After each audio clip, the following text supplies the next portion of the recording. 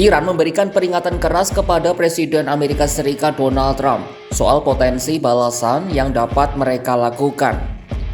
Ancaman ini disampaikan juru bicara militer Iran, Brigadir Jenderal Mohammad Akraminia pada Kamis 29 Januari 2026. Akraminia memperingatkan pangkalan militer Amerika Serikat di Timur Tengah berada dalam jangkauan rudal balistik Iran. Bahkan ia mengklaim Iran hanya perlu mengerahkan rudal jarak menengah.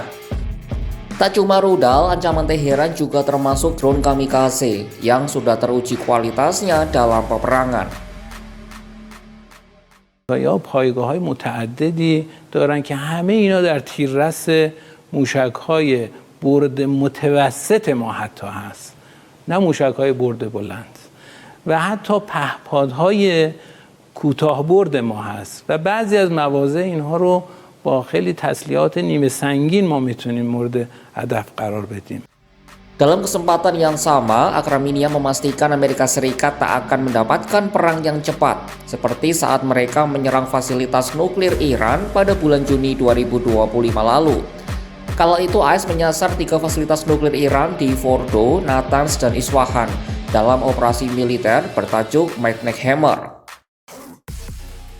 قاطع عرض میکنم اگر این خطای محاسباتی در واقع از طرف امریکایی‌ها صورت بگیره، قطعاً اونگونه که ترامپ فکر میکنه که یک عملیات سریع انجام بده، بعد 2 ساعت بعدش هم توییت بزنه که بله عملیات تمام شد و ما دیگه اقدامی علیه ایران نخواهیم کرد، شما کاری نکنی، بله شما کاری نکنی، اصلاً از این خبران نیست و حتما دامنه جنگ کل جغرافیای منطقه رو از رژیم صهیونیستی گرفته تا کشورهایی که امریکا در نزدیکی ما پایگاه دارند در بر خواهد گرفت.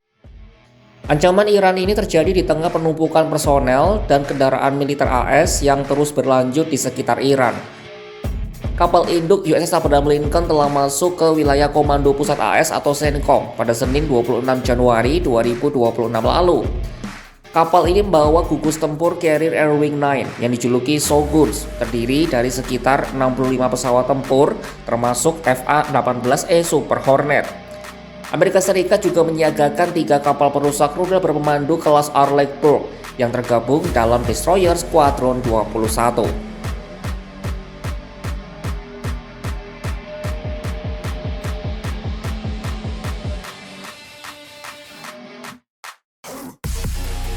Jika perang antara AS melawan Iran benar pecah, efeknya bisa bermacam-macam.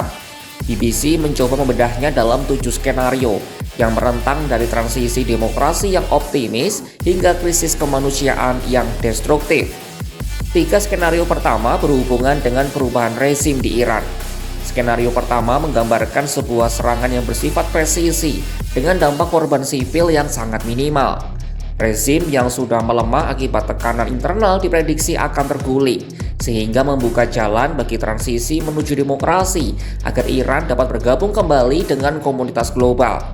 Skenario kedua merujuk pada model Venezuela, di mana tindakan militer AS yang cepat tidak serta-merta meruntuhkan rezim.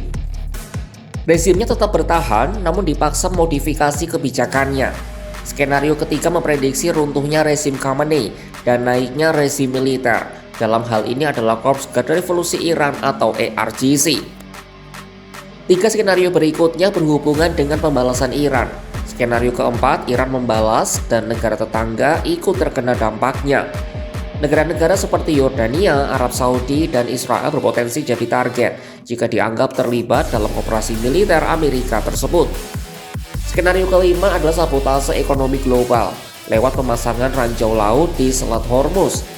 Lalu skenario keenam adalah keberhasilan Iran menenggelamkan kapal perang AS lewat taktik asimetris.